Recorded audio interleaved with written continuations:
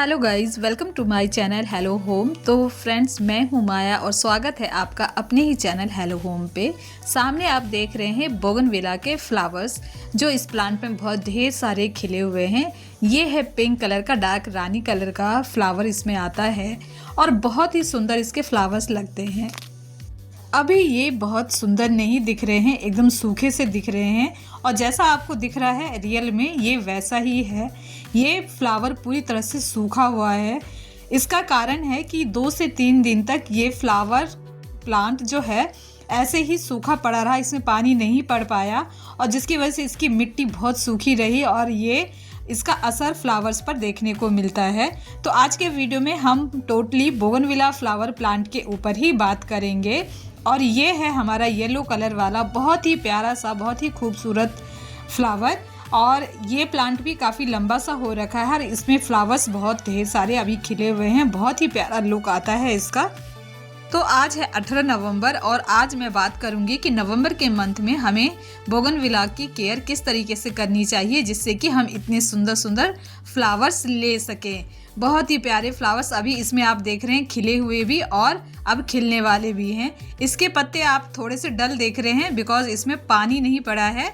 1 दिन हो गया है और इसमें पानी नहीं पड़ा है और अभी पानी डल जाएगा तो ये बहुत अच्छे से ठीक हो जाएगा। बट ऐसी ही स्थिति दूसरे वाले प्लांट के साथ रही। जब वो 2 से 3 दिन तक ऐसे ही पड़ा रहा तो उसके फ्लावर्स पे उसका असर हुआ। प्लांट नहीं खराब होगा बट फ्लावर्स पे असर होता है। ये हमारा तीसरा प्लांट है जो वाइट कलर का है और इसे मैंने प्रून किया था और उसके बाद इसमें अभी तक फ्लावर्स नहीं आए हैं। तो ये भी जानेंगे कि फ्लावर्स नहीं आ रहे हैं तो हमारे प्लांट पे क्या काम करना चाहिए जिससे कि प्लांट में बहुत ढेर सारे फ्लावर्स आए। तो आज के वीडियो में हम ये बात भी करेंगे। टोटली हम बोगनविला की नवंबर में किस तरह से केयर करें उसी के ऊपर बात होगी। एक और प्लांट है ये वाला और इसके पत्ते देखिए कितने छोटे छोटे से इसके पत्ते हैं और प्लांट काफ़ी घना सा बन रहा है। इसकी कटिंग ट्रिमिंग से मैंने इस तरीके से इसे तैयार किया है। कुछ ही दिन पहले यहाँ देख रहे हैं आप, बहुत ढेर सारे फ्लावर्स खिले हुए थे।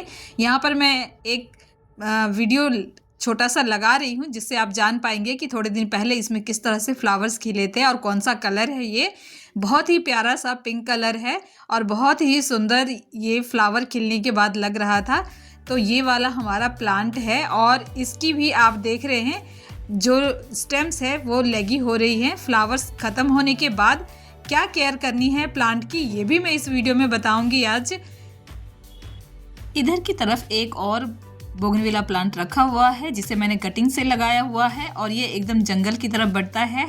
कॉमनली हर जगह ये आपको मिल जाएगा। इसमें लाइट पिंक कलर के फ्लावर्स आते हैं, लाइट पिंक नहीं पिंक ही है।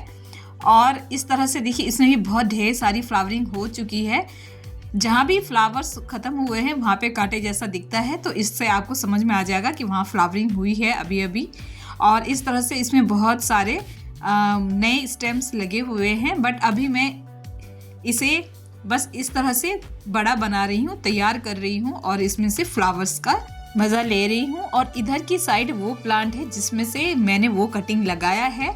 ये इसका मदर प्लांट है। सबसे पहले जब मैंने बोगनविला लगाना स्टार्ट किया था तब जो सबसे पहला मेरा प्लांट था वो है ये वाला, ये मोटे स्टेम वाला जो प्लांट है। ये मेरे पास उस समय था जो सबसे पहले मैंने इसे परचेज़ किया था और उसी से मैंने ये कटिंग लगाया है। और उसके बाद मैंने वो वाला कटिंग लगाया जो मैंने अभी अभी नया प्लांट आपको दिखाया था। उस प्लांट को लगभग 1.5 साल ही हुआ है और ये प्लांट तो 4-5 साल पुराने हो चुके हैं। तो इस तरह से देखिए मैंने इसमें भी छोटी छोटी सी कटिंग्स लगाई है। तो मैं कंटिन्यू कटिंग्स लगाती रहती हूँ। तो कभी कोई कटिंग सक्सेस हो जाए तो देखिए ये इसी तरह से कटिंग लगाने से ये एक प्लांट तैयार हो गया है। इसमें 2 प्लांट लगाए थे मैंने वैसे तो, बट एक प्लांट अच्छा नहीं रहा, वो प्लांट ख़राब हो गया और ये एक प्लांट जो है वो सक्सेस कर गया। और देखिए बहुत अच्छी इसमें ग्रोथ हो गई है।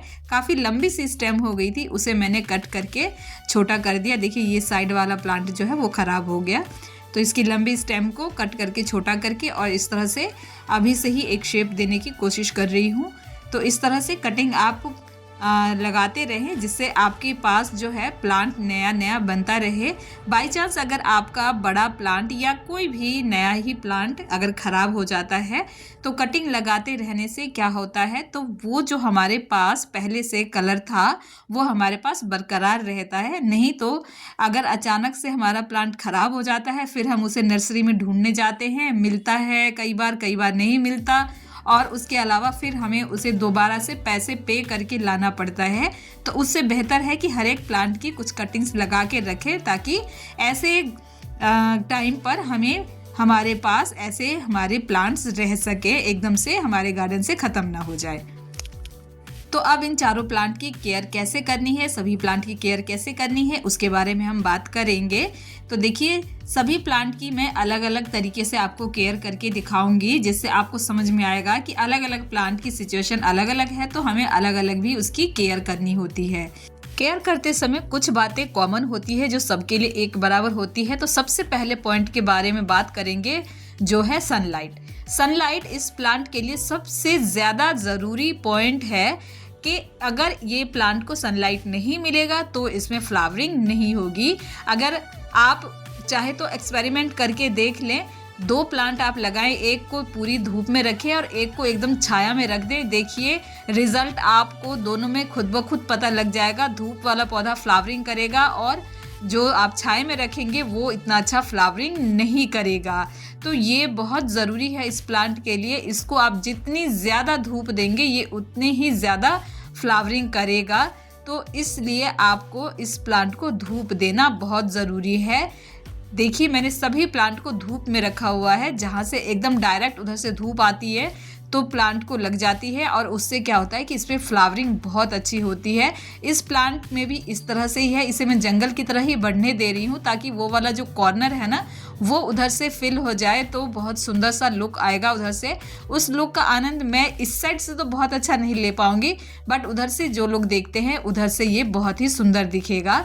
तो ये मैंने वहाँ पर इस तरह से रखा है, और बाकी प्लांट को मैं यहाँ अलग अलग जगह पर अलग अलग टाइम पे रख कर और इंजॉय करती हूँ। तो सबसे पहला पॉइंट आपने समझ लिया, सनलाइट बहुत ज़रूरी है इस प्लांट के लिए। इस पे मैं बहुत ज़्यादा जोर देके आपसे बता रही हूँ कि सनलाइट इस प्लांट को पूरे टाइम की देनी बहुत ज़्यादा ज़रूरी है, अगर हम इस प्लांट से फ्लावरिंग चाहते हैं। चलिए हम दूसरे पॉइंट के बारे में बात करते हैं। तो दूसरा पॉइंट है इस प्लांट की कटिंग ट्रिमिंग।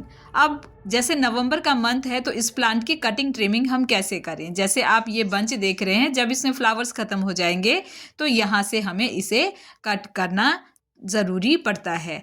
अब नवंबर का मंथ है, तो इस वक्त पर कितना कट ट्रिम करें, तो वो आप सॉफ्ट प्रूनिंग करेंगे इस वक्त, हार्ड ट्रिम नहीं करेंगे। जैसे ये बंच देख रहे हैं आप, जब ये ख़त्म हो जाएगा तो आपको ऊपर की साइड से सिर्फ इस स्टेम को ऊपर से ही कट करना है।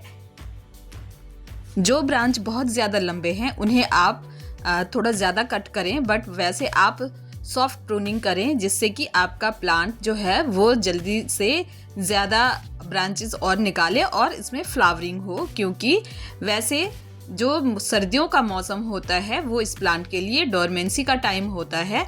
तो देखिए, अभी तो फ़िलहाल मैं इस तरह से कट कर रही हूँ क्योंकि मुझे इससे कटिंग लेनी है। तो मैं बाद में इसे नीचे की साइड से कट कर लूँगी, थोड़ा ज़्यादा नीचे करके, जिससे कि मैं इससे कटिंग भी लगा सकूँ। और देखिए, इसमें नए फ्लावर्स भी आ रहे हैं नए ब्रांच पे, तो इनको ग्रो होना है अभी। तो इसीलिए मैं कह रही हूँ कि जो बोगनविला प्लांट है वो हर मौसम में फ्लावरिंग करता रहता है। बस उसकी सही देख रेख अगर आप करते हैं तो वो फ्लावरिंग आपको देता ही रहेगा। सिर्फ सर्दियों के जो बीच का 1 से 1.5 महीना होता है वही ये फ्लावरिंग नहीं करता है, बाकी टाइम ये पूरे टाइम फ्लावरिंग करता रहता है। और जैसे ही धूप खिलना दोबारा शुरू होगा, अपने आप ही इसमें बहुत ढेर सारे फ्लावर्स खिलेंगे। और इस प्रूनिंग का जो ये अभी आप प्रूनिंग करोगे ना नवंबर में, उसका बेनिफिट आपको उस समय देखने को मिलेगा। उस समय क्या होगा कि जो भी प्रूनिंग आपने कर रखी होगी तो प्लांट आपका ऑलरेडी शेप में रहेगा। जैसे ही धूप उस वक्त खिलना शुरू होता है ना, वैसे ही प्लांट जो है वो फ्लावरिंग पे आ जाता है। तो इस तरह से देखिए, मैंने सभी प्लांट को प्रून कर दिया है। लाइट प्रून या हार्ड प्रून जो भी है, उस स्टेम को अभी मैंने रखा है क्योंकि मुझे उसकी कटिंग लगानी है, वो भी मैं कट कर दूंगी। इस प्लांट में भी जब फ्लावरिंग खत्म हो जाएगी तो मैं उसे कट कर दूंगी। अब आते हैं हम अगले पॉइंट पे। तो अगला पॉइंट जो है वो है कि इस समय हमें इस प्लांट को फर्टिलाइज करना बहुत ज़रूरी है। देखिए इस समय हम फर्टिलाइज करेंगे तो अभी जो है नवंबर का समय बाकी है, तो ये एक बार तो अभी हमें अच्छी फ्लावरिंग देगा। उसके बाद ये भी जब फ्लावरिंग ख़त्म हो जाएगी तो जो खाना हमने अभी इसे दिया होगा ना, वो इसके लिए एनर्जी का काम करेगा जब ये डोरमेंसी में चला जाएगा। कहते हैं ना, जब हम सोने जाते हैं, किसी को भी जब आप सुलाते हैं तो सोने का टाइम होता है तो लोग खा पी के जाते हैं सोने के लिए ना, तो ऐसे ही प्लांट भी होता है। भूखे पेट नहीं सुलाना है इसे भी खाना वाना दे देना है, ताकि जब ये डोरमेंट सीजन में रहे, डोरमेंट पीरियड में रहे, तो ये धीरे धीरे अपने उस भोजन को लेता रहे और आराम करता रहे। और जब ये धूप खिलना शुरू होगा जनवरी एंड से या जनवरी में, तो ये अपने आप ही उस एनर्जी को गेन करके और फरवरी में बहुत अच्छी फ्लावरिंग देगा। तो ये जो पॉइंट है ये है फर्टिलाइज़र के ऊपर।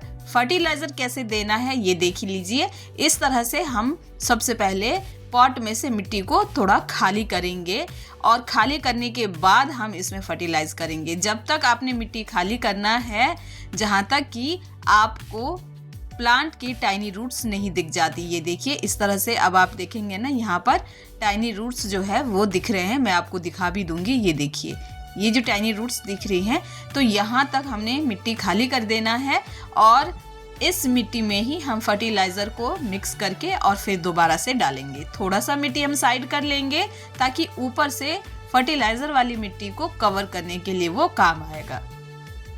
बस अब इस मिट्टी में हमें सारे फर्टिलाइज़र मिलाने हैं। फर्टिलाइज़र मिलाने का सबका अपना अपना तरीका होता है। मैं जो मिलाती हूँ वो मैं बहुत सारे फर्टिलाइज़र इस प्लांट को नहीं देती हूँ। मैं 2 ही टाइम पर इसे फर्टिलाइज़ करती हूँ। एक तो मैं इस समय अक्टूबर में, जो मैं अभी लेट कर रही हूँ, और दूसरा फरवरी के टाइम पर मैं इसे फर्टिलाइज़ करती हूँ, जब इससे मैं एक फ्लावरिंग ले चुकी होती हूँ, उसके बाद मैं इसे फर्टिलाइज़ करती हूँ।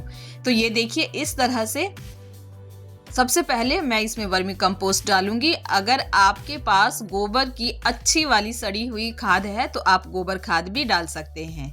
उसके साथ साथ फंगिसाइड मिलाऊंगी। थोड़ा सा मैं इसकी जड़ों के आसपास भी फंगिसाइड डाल देती हूँ, क्योंकि अभी अभी इसे ओपन किया है तो इसमें कोई फंगस ना लगे, तो इसलिए वो वहाँ पर बहुत अच्छा काम करेगा।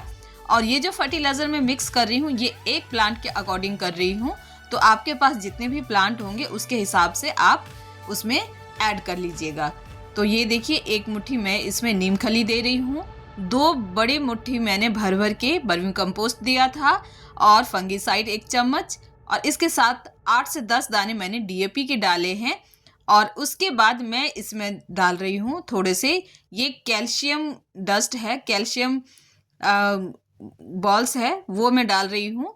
तो इससे प्लांट को कैल्शियम बहुत अच्छा मिलेगा। और इसके साथ साथ मैं डाल रही हूँ इसमें रॉक फॉस्फेट।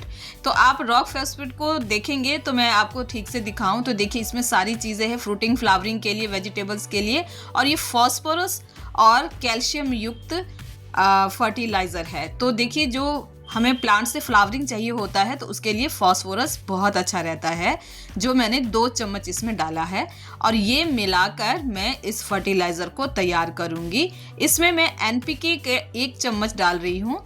एनपीके इसलिए डाल रही हूँ ताकि इसमें जो है एक बार और अच्छे से इसमें फ्लावरिंग हो और जिसका कलर बहुत अच्छा रहेगा, और साथ ही साथ हमारे इस प्लांट को नाइट्रोजन चाहिए तो वो हमें एनपीके से मिल जाएगा, जिससे ये प्लांट भी बहुत खूबसूरत दिखेगा, हरा भरा रहेगा, और साथ ही फ्लावरिंग बहुत अच्छी होगी। तो इन सब को मिलाकर फर्टिलाइज़र तैयार कर लेना है। और तैयार करने के बाद ये फर्टिलाइज़र आपने पॉट में फिल करना है। तो जहाँ से हमने खाली किया था वहीं पर इस फर्टिलाइज़र को हम फिल करेंगे। ये एक बहुत अच्छा भोजन मिल गया इस प्लांट को, और इससे ये फ्लावरिंग भी करेगा, और साथ ही साथ जब ये डोरेंट पीरियड में होगा उस वक्त ये धीरे धीरे अपने इस खाने को लेता रहेगा।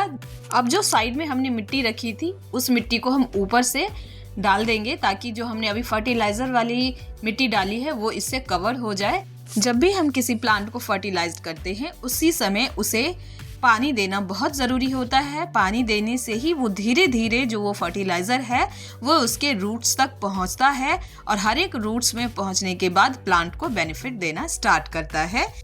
अब यहाँ पर आप देख रहे हैं फंगीसाइड को मैंने घोल लिया है और इसे मैं इस प्लांट पे जहाँ जहाँ कट लगाया है ना सभी जगह लगा दूंगी। ऐसा करने से प्लांट में कोई भी डायबैक की परेशानी नहीं आती है, ये स्टेम सूखेगी नहीं और हर तरह के फंगस से बची रहेगी, जिससे हमारा पूरा प्लांट भी बचा रहेगा। तो ये काम भी बहुत ज़रूरी से कर लें। एक ये वाला प्लांट आप देख रहे हैं जिसमें आप देख रहे हैं बहुत अच्छी फ्लावरिंग चल रही है और इसे मैंने कटिंग से तैयार किया था। तो इसकी कटिंग ट्रिमिंग इस वक्त मैं नहीं करूँगी, क्योंकि अभी कटिंग ट्रिमिंग करने से ये प्लांट बहुत अच्छा जो इसका स्टेम है वो तैयार नहीं हो पाएगा, क्योंकि नया प्लांट है। तो अभी मैं इसे रहने दे रही हूँ और दूसरी बात इसमें फ्लावरिंग भी हो रही है। और इसके अलावा एक ये वाला प्लांट भी है येलो कलर वाला, इसे मैं खरीद कर ला रखी हूँ। और ये प्लांट आप देख रहे हैं इसकी मिट्टी काफ़ी सूखी है, इसे भी पानी दे रही हूँ। ये प्लांट 2 से 3 बार बंदर के द्वारा उखाड़े जाने के बाद भी इस तरह से बचा हुआ है और इसमें फ्लावरिंग चल रही है। तो अभी मैं इसे भी कट ट्रिम नहीं कर रही हूँ। तो इस तरह से मैंने सभी प्लांट की केयर कर ली है। बोगनविला के लिए ये भी बताया जाता है कि अगर हम इसे स्ट्रेस देंगे तो ये ज़्यादा फ्लावरिंग करेगा।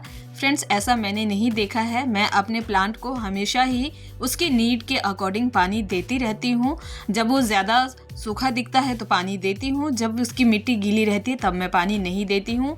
ऐसा ही आप भी करें मेरे अकॉर्डिंग, क्योंकि मैंने देखा है मेरा एक कटिंग से लगाया हुआ प्लांट जो 1-1.5 साल का हो चुका था और उसको मैं 4 से 5 दिन पानी देना भूल गई थी, तो वो प्लांट बहुत ही ज़्यादा ख़राब हो गया था मेरा, उसे मैं बचा नहीं पाई थी। हाँ, ये ज़रूर है कि 1 से 2 दिन जब आप पानी देना इसमें भूल जाएंगे और वो एकदम मिट्टी सूखी भी रहेगी तो भी वो ख़राब नहीं होता है 1-2 दिन में। तो ये इसकी अच्छी बात है, बट प्लांट को पानी देना ज़रूरी है। आई होप बोगनविला प्लांट के ऊपर मैंने जितनी भी इंफॉर्मेशन आपके साथ शेयर करी, sunlight, water, soil media, cutting, trimming, ये सब आपको पसंद आया होगा और ढेर सारी नॉलेज मिली होगी। वीडियो पसंद आया हो तो वीडियो को लाइक एंड शेयर करें। साथ ही साथ मेरे चैनल पर पहली बार आए हैं तो मेरे चैनल को सब्सक्राइब ज़रूर कर लें फ्रेंड्स। साथ ही साथ मुझे कमेंट करें, क्योंकि आपके कमेंट से मुझे उत्साह मिलता है, प्रोत्साहन मिलता है कि मैं और भी अच्छे वीडियोस बनाकर आप सभी के लिए लाती रहूं। वीडियो को एंड तक देखने के लिए थैंक यू फ्रेंड्स।